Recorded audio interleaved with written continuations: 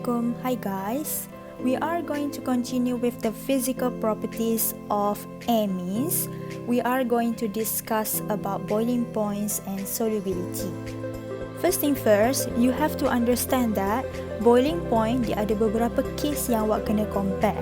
Case yang pertama, we are going to compare the boiling point based on isomeric amine. Isomeric amines means that we have the same number of carbon atoms but different classes of amine. So for example, I have this compound, 3 carbon atom tapi yang berbeza adalah kelas mereka. Dan sekiranya kita lihat molecular mass dia sama sebab same number of carbon atoms and hydrogen atoms include with the nitrogen as well. Dan seterusnya, kalau kita lihat boiling point secara teori, primary amines is the highest boiling point compared to tertiary amine, the lowest one. So why is this happening? Kalau kita tulis rearrangement, primary amine yang paling tinggi boiling point. So why? This is due to the fact primary amine dia boleh buat more hydrogen bonds between molecule. So when we talk about amine, you have N attached to hydrogen. So bila hydrogen attached to the most electronegative atom macam fluorine, oxygen and nitrogen, for this case kita akan talk about H bonded to nitrogen. So dia boleh buat ataupun form hydrogen bonding. So all of this amine boleh hasilkan hydrogen bonding, tapi bilangan hydrogen bonding itu berbeza kerana primary boleh hasilkan lebih banyak hydrogen bonding berbanding dengan secondary and tertiary. Untuk tertiary, dia memang tidak boleh hasilkan hydrogen bond. Kenapa? Because untuk tertiary amine, kita tahu general equation dia adalah N attached to 3 alkyl groups. So, bila 3 alkyl groups ni sudah digunakan untuk bond of nitrogen, dia tak ada hydrogen attached to it. That's why there is no hydrogen bond between tertiary amines. So, apa forces yang kita akan libatkan dekat sini? It depends on van der Waals forces, iaitu dipole-dipole forces. Kenapa dipole-dipole forces? Because nitrogen is electronegative and alkyl group is electropositive. So what you have to understand here, both primary and secondary only for amine can form hydrogen bonds. So macam mana hydrogen bonds boleh terhasil antara primary amine? Kalau lihat, saya ada 2 structure of primary amine here. This is the first structure and this is the second structure. So what you can see here adalah daya tarikan, iaitu intermolecular forces antara molecules primary amine here. This nitrogen akan tarik hydrogen daripada another molecules of amine. Dan daya tarikan ini saya indicate gunakan dash line here untuk indicate this is hydrogen bonding. So you should understand this is hydrogen bonding, iaitu daya tarikan yang wujud dalam primary amine. So primary amine kalau dia attach kepada another primary amine kat sini, dia still boleh hasilkan hydrogen bonding, hydrogen bonding. So 3 hydrogen bonding maksimum untuk 1 primary amine. Next, kalau kita lihat untuk secondary amine pula, dia boleh hasilkan 2 sahaja hydrogen bonding maksimum. So let's talk about this secondary amine. Awak boleh nampak kita ada nitrogen dan hydrogen 1. So, this one boleh attract nitrogen daripada another secondary amine and this one juga sama. So, sebab tu ada 2 hydrogen bonding untuk secondary amine. And then last one kita nampak for tertiary amine, there is no hydrogen bond because all of them are replaced with 3 alkyl groups. So, apa yang kita akan discuss kat sini adalah dipole-dipole forces, iaitu van der Waals forces. Now kita go for boiling point between same class of amine. Bila awak ada same class of amine, iaitu contoh macam this one, all of these ada 1 alkyl groups attached to nitrogen. Okay, yang berbeza hanyalah bilangan karbon. So ini adalah primary amine. Semua ni adalah primary. Okay, so kalau kita lihat boiling point untuk primary amine, dia akan bertambah sekiranya molecular size awak bertambah, iaitu bilangan karbon semakin banyak. Di sini kenapa? Because we are going to choose the fact factor van der Waals forces between bigger molecules. These alkyl groups, dia akan contributes to stronger van der Waals forces, hence dia akan makin bertambah untuk boiling point. And then next one, kita ada one more example for amines with same class. Let's say this one, kita ada amino, semuanya adalah NH2 dan dia attach kepada satu alkyl group. So this is our primary amine, and then they have same class of amine then same number of carbon.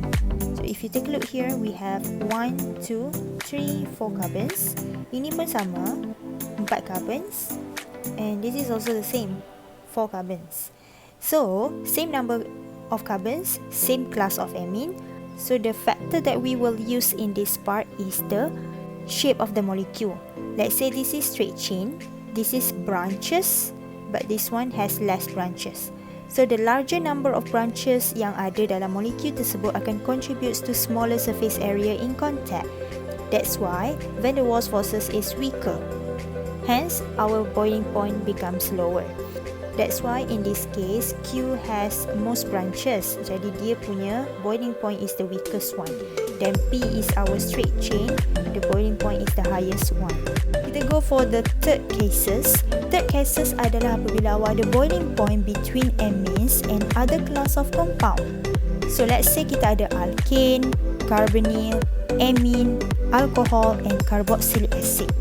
So bila ada different classes of compounds, apakah faktor yang kita akan gunakan to determine the boiling point? Apa yang awak akan gunakan adalah berdasarkan strength of intermolecular forces. So strength of intermolecular forces akan contributes to the different boiling point. Let's say saya ada carboxylic acid, this is the highest boiling point because carboxylic acid mempunyai the strongest intermolecular forces. So macam mana benda ni terjadi? Kita lihat one by one. Okay, untuk alkane, alkane dia adalah non-polar molecule. Let's say saya ada this structure. So this structure only got 3 carbon atoms then attached to hydrogen. So carbon and hydrogen, the difference in electronegativity is not too obvious. That's why we consider the bond is non-polar bond. Hence, alkane is non-polar molecule. So bila non-polar molecule, hanya ada satu sahaja forces yang boleh wujud, iaitu weaker van der Waals forces. More specific adalah London dispersion forces. Let's go with the carbonyl compound. So carbonyl compound, kita tahu kita ada structure carbonyl group. Contoh C double bond O attached to R or H. Ini untuk aldehyde. Kalau untuk ketone, dia akan jadi R lah dekat sini. So depends on which structure you have. Apa yang kita nak discuss adalah difference in electronegativity between carbon and oxygen. Carbon electropositive, oxygen electronegative, makes this bond is polar bond. So hence, this molecule is polar molecule for carbonyl compound. So apa forces yang wujud? It will be stronger van der Waals forces berbanding dengan alkane.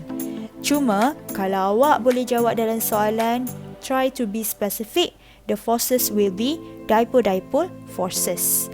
So we can see that the strength of dipole-dipole forces is higher compared to London dispersion forces. Next, kita go to amine, alcohol and carboxylic acid. So amine, for example, you have nitrogen attached to R, and then alcohol you have R attached to OH group, hydroxyl, and then carboxylic acid you have R attached to COOH. So all of this adalah kita punya structure general one untuk amine, alcohol dan juga carboxylic acid. Dan you can see that the hydrogen atom is bonded to the most electronegative atom, iaitu handphone. Akronim handphone. Kalau untuk awak punya structure for alcohol, dia attach kepada oksigen. Untuk carboxylic acid pun sama kepada oksigen. Untuk amine kepada nitrogen. So bila ada bonding antara hydrogen dan electronegative atom here, that molecule can form hydrogen bonding. So based on the strength, hydrogen bonding is the strongest one compared to dipole-dipole forces, the second strongest, and the weakest one is London dispersion forces. So choose properly the words and make a proper sentence when you explain the boiling point. So boleh lihat cara macam mana saya explain dekat sini. Untuk case for carbonyl compounds, dia boleh buat stronger van der Waals forces iaitu dipole-dipole forces berbanding dengan alkane. Kerana apa saya compare dua benda ni? Sebab dua-dua ni boleh buat van der Waals forces. Cuma yang bezanya, satu dipole-dipole untuk carbonyl compound, satu lagi London dispersion forces untuk alkane. Next second paragraph, saya akan bandingkan alkohol dengan amine. Dua-dua boleh buat hydrogen bonding, tapi alkohol lebih tinggi hydrogen bonding berbanding amine. This is because of hydrogen bonding for alcohol is between hydrogen and oxygen. Oxygen is more electronegative than nitrogen. That's why alkohol lebih tinggi boiling point. And last term adalah carboxylic acid. This is where the highest boiling point due to the formation of dimers. So dimers only happen for carboxylic acid in terms of boiling point. So these dimers contributes to strongest hydrogen bond compared to other classes of compounds. Now kita go for the next part iaitu solubility of amines in water. Amines, konsep yang sama dalam water, maknanya kita kena lihat adakah that compound can form hydrogen bonding. So untuk amine, semua boleh buat hydrogen bonding, but it depends on how many of it and also depends on how the molecular weight for that amines. Usually the low molecular weight for amine can be soluble in water, but solubility in water will be decreased when you have increasing molecular weight. Ini kerana due to the presence of bigger hydrophobic area. Contoh macam saya ada primary, secondary and tertiary amine. Primary has the highest solubility compared to tertiary amine. So saya ada structure kat sini. Awak ada primary amine dan dia reacts dengan a few water molecules here. And then what you can see that dua hydrogen yang attach kepada amine dan juga nitrogen itself, dia boleh bonded dan form attractive forces iaitu hydrogen bond between the water molecules. So we have 3 hydrogen bonds. Okay, sekarang with water molecules. Next saya ada secondary amine. Secondary amine dia hanya boleh buat 2 hydrogen bond because we have only 1 hydrogen and another one more is nitrogen. So akan ada 2 hydrogen bonding here. Last one, tertiary amine. Tertiary amine kita hanya ada nitrogen sahaja. So this nitrogen dia boleh buat hydrogen bond with hydrogen from water molecules. So only 1 hydrogen bond with water molecules. And last but not least, untuk solubility of amines in alcohol, amines are completely miscible in alcohol. Apa maksud miscible? Miscible maksudnya easy to mix.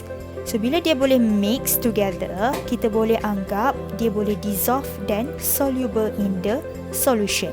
So this solution we are referring to is alcohol. So bila dia completely miscible, they can form hydrogen bond and van der Waals forces with alcohol molecules. So this is primary amine. Bila kita dissolve dia dalam alcohol, ROH, so this nitrogen dia boleh buat intermolecular forces iaitu hydrogen bonding dengan this hydrogen from alcohol molecule. Ini adalah hydrogen bonding. However, antara alkyl groups between alcohol dan juga amine dekat sini, saya juga boleh buat van der Waals forces. So macam inilah attractive forces yang wujud apabila awak dissolve amine in alcohol. So I believe that's it for our video today. I hope you can understand well the physical properties of amine. That's it for now. I will see you in the next video. Bye!